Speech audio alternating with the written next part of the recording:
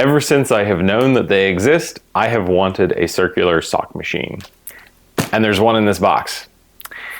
Recently, I got into flatbed knitting and picked up a Knit King off of Facebook Marketplace. It's a rebrand of a brother. All that was very much due to Knit Factory's YouTube channel. You should go check her out. I'll link her in the video description. She's awesome, great instructional videos. And I'm totally on board with her mission of creating more machine knitters. Through all of that, I ended up on the Machine Knitters Discord community, which is fantastic. So much help, so many resources, so many good people, and so much enablement of purchasing your next hobby. So I got alerted to this eBay auction and I won it about a week and a half ago. This came from Canada, and to the best of my knowledge, it is a vintage Canadian auto knitter. I'm gonna figure out more details about it as I can. I'll share them with you. I don't know if these things are serial tracked or numbered in any way that will tell me anything more about them. We'll find out. I do have some concerns about the cylinder being stuck. I'm aware that they were made of pot metal, they expanded, they get jammed, so I'm a little bit nervous, but we'll find out what's in this box, because today my intention is to unbox, inventory, and figure out the condition of everything. There was some description on the eBay auction, obviously, but I don't know. It doesn't mean that it's perfect, doesn't mean it's in working condition. I expect to have to work on this thing. This may become a series about the restoration of this auto knitter. So I hope you'll subscribe so that if I produce, or when I produce more videos, that you can stay up to date on the progress and learn along with me. And speaking of which, I want to be clear, I'm not an expert on circular sock machines. I restored the Knit King.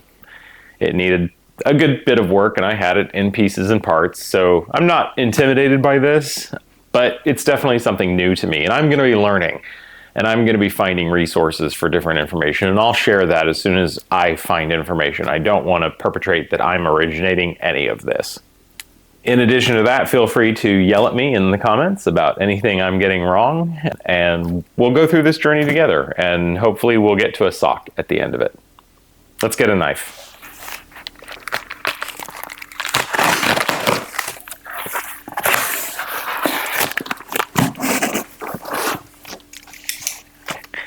It very much appears to be in its original box, so I hope that everything is secure in there. Cut the cardboard away from it.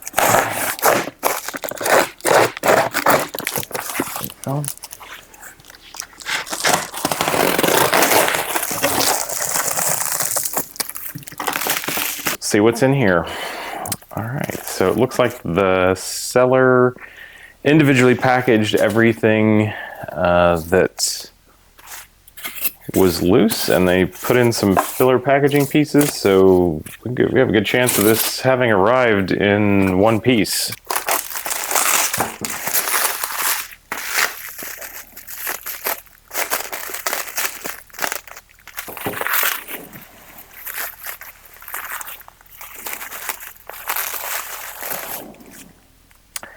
All right, I'm gonna try to at least describe, I don't know the exact name of each of these pieces, but I generally know the construction of these. This is the yarn carrier that goes at the top of the yarn mast, and it has the heel spring here and this take-up latch that stops slack from moving through.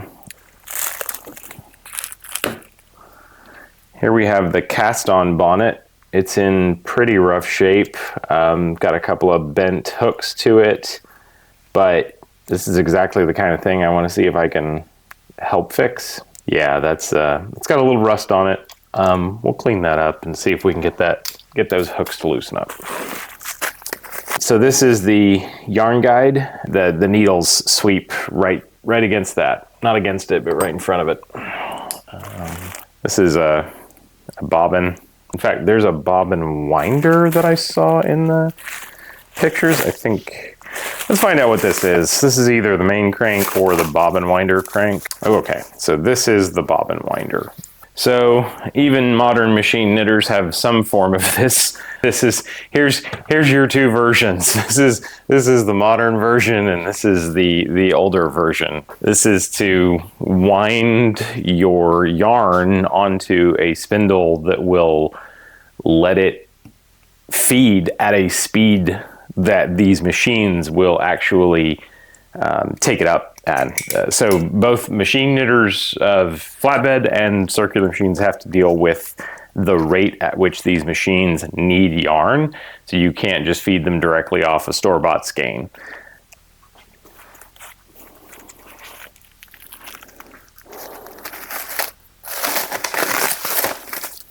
This is the ribber.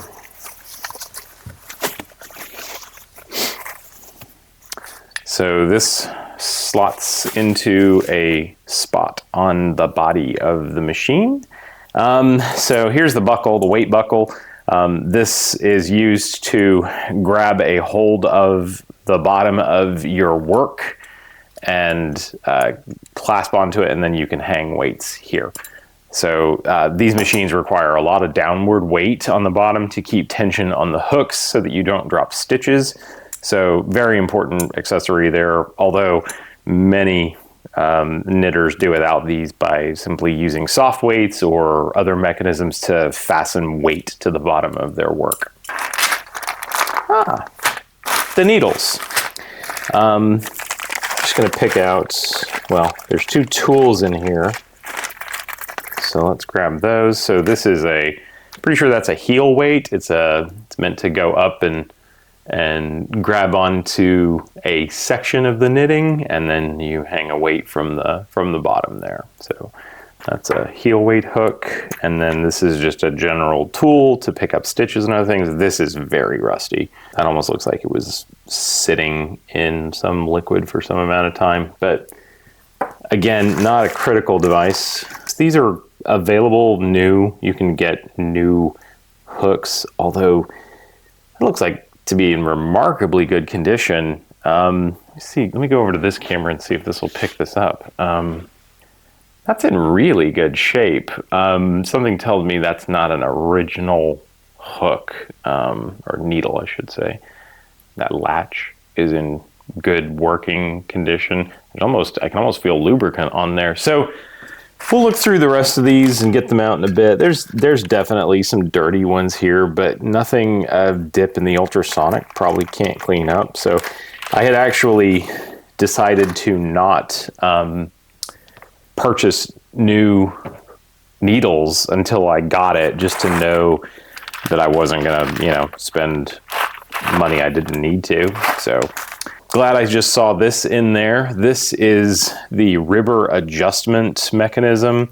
This pivots on the inside of the cylinder, and there's a small adjustment screw that makes this pivot back and forth, and then it adjusts fairly precisely because you're using a threaded dial to micro adjust this, so you can move that ribber alignment very precisely on a radial adjustment to make sure that your ribber is lining up at the appropriate space compared to the main cylinder. So, okay, you can smell this from there, right? You know exactly what this smells like. This is this is every old sewing room right here. That's what this is. Man, it's making me want to sneeze. The old yarn, I would call it a piece of decor, but it would stink up whatever room it was in. We'll just put it there and come back to that. What's in here? Oh, it's the answer is how heavy it is. These are going to be the weights. This auction did include, I believe, both the masted weight, the one with the fixed hook, as well as one stack-on weight. So there we go. Now I have to confess, before I saw this auction, I was actually looking at the modern Gearhart reproduction machine that, based on looking at their videos, is just fantastically made. Their machine shop, like that tour video, I'll link to it too. Just such a good video. You should stop and watch it. No, don't stop. Watch it after you finish watching this one. So inspiring to see them manufacture a new modern one of these machines. Okay, so we have 3 stacking weights here, 3 individual places. The original one that had the fixed hook on it, and then 2 stacking weights. So like I said, this process requires a good bit of weight. Like I'll grab a scale in a minute and maybe see how much weight that is, just to confirm. We're getting into the important stuff. Clear out the rest of this. All right. Oh, that's unexpected. This is another heel spring, just hanging out in the bottom of the crate. So we'll call that a spare. Here we have the yarn mast. So that goes into the bottom base plate of the actual knitting machine and holds up this yarn tensioning unit. So feeds your yarn nicely, keeps it smooth running, keeps tension on it. That might suffice with just a quick brushing with some double-aught steel wool. There it is. That's a beauty. All right, that's that. This is the main crank. So this machine, I'm fairly confident, is on a 1-to-1 ratio. One rotation of this crank will move the cylinder around 1 time. This handle is in really good shape. I'm actually, one of my primary hobbies is woodworking, so I was prepared to remake this if necessary, but in order to properly clean this up and maybe repaint it, I will probably either grind off. That's interesting. Okay, that's interesting. So I'm moving the shaft right now, not the actual wood. So this shaft is already loose in its, so what they do is they've just put this in. There's probably a shoulder on this pin right here as the shaft goes into the handle, and then they just ball peened the end of that over. So I'll bet that I can devise a method here where I can either tighten that up or I can fully remove it and replace it with something that will allow me to actually affix the handle with a screw on the end, perhaps, just in case it ever needs to come back off again. I do have an intention of actually stripping this down and repainting it, just for the record. We'll see if that comes to fruition. But this is actually in really good shape. There's minimal to no rust. This is all surface dirt. And honestly, a brushing would get it into working order. So this is going to be a ribber plate. So this ribber has a plate on it already. So this is, I don't know the quantity there. I'll have to label it, I'm sure. Well, I'll tell you what, I'm aware that this came with 2 sizes of ribbers and cylinders, and survey says this one has fewer. This has the number 30 on it, so this has 30 needle slots on it, so it's meant to interface with a 60 needle main cylinder, because your ribber only has half as many, because you're never going to run the same quantity of needles on the ribber as you will on your main cylinder. So a 60 and a 72 maybe? What does this number say? This 36, it's a little dirty. Almost positive that's a 36. So that would mean that one of these cylinders is a 60 needle and the other is a 72. Okay, so this is the 60 needle cylinder. And these were made of a fairly lower grade metal. So I don't see any of that sort of typical cracking that you see along the faces of the cylinder. However, I just noticed that this cylinder's threaded space to be secured to the base of the machine is actually broken on one side. This has 2 screw holes in the bottom of it. Here is the first. You can see that that would accept a screw to secure it. So this is the bottom right here. And so you can see on this side, this pot metal fractured. But the nice part about this is that that's a fairly captive dimension. So I'm going to be interested to see how secure this is in the machine with just half a thread engaging on the outside of that cylinder wall over there. And the nice part is, pending any issues with the cylinder that's still in the body of the machine, this wasn't the cylinder that I planned to do the most work with. This is the smaller of the two. Shouldn't say it that way. This is the cylinder with the fewer needles, which will produce a smaller output in the end. Here we go. This is the main event. Trying to be very gentle with everything. Okay, another layer of cling wrap in here. So, all right, let's gently approach this.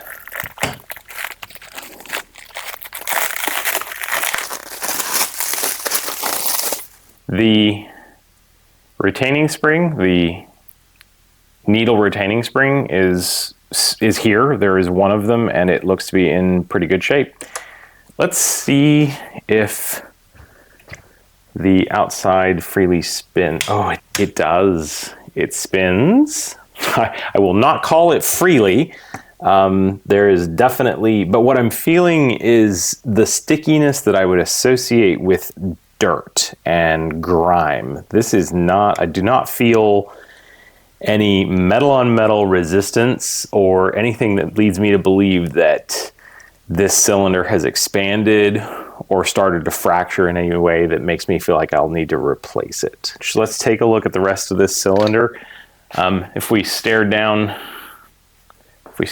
into this, you can see these are the tops of those 2 screws that hold the cylinder on to the absolute bottom of the unit, and then this and this are what drives around the unit and lift the needles up and down as the, let's see, it would be here, as the yarn carrier passes by and feeds yarn into the needles as the yarn goes around the cylinder. So really ingenious design. These have just been fascinating to me. They do make things like this at this point, but they're very specialized and they're uncommon. And these just sort of bring an emotion to me of a bygone era and a way of manufacturing and a way of, in a way, self-reliance and self-sufficiency. Let me take this cylinder out first.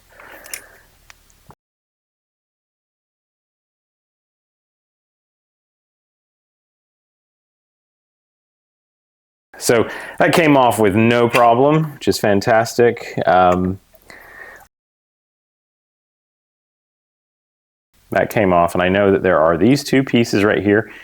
They're basically one-way gates for the needles is what they are. So they'll let needles go one direction, but not the other. Yeah, absolutely. Just a lot of gunky buildup down in here. Like that's old grease and old oil and fiber and just years of gunk that it just needs cleaned. So there you can see Auto Knitter made in Canada. We'll see if we can ask the community when this might be from. If you have any information on that, I'd love a comment about it. And then let's see, this guy, this is the drive ring from the main crank. While your crank is oriented in this direction, the drive plate is oriented in that direction, and cranking over here rotates this ring, which then drives this, which then moves needles around this. So I am ecstatic with the condition of this. I could not be happier. I think the next step is cleaning. So I'm gonna pull out the ultrasonic, get a cleaning solution in place, feed some of this through the ultrasonic, and then I'm gonna decide after that what needs to go through an electrolysis tank, if it does at all. I think that's it for this video. And I can't wait to start cleaning and refinishing and restoring this. And I really hope you're interested in it as well and want to come along for the journey.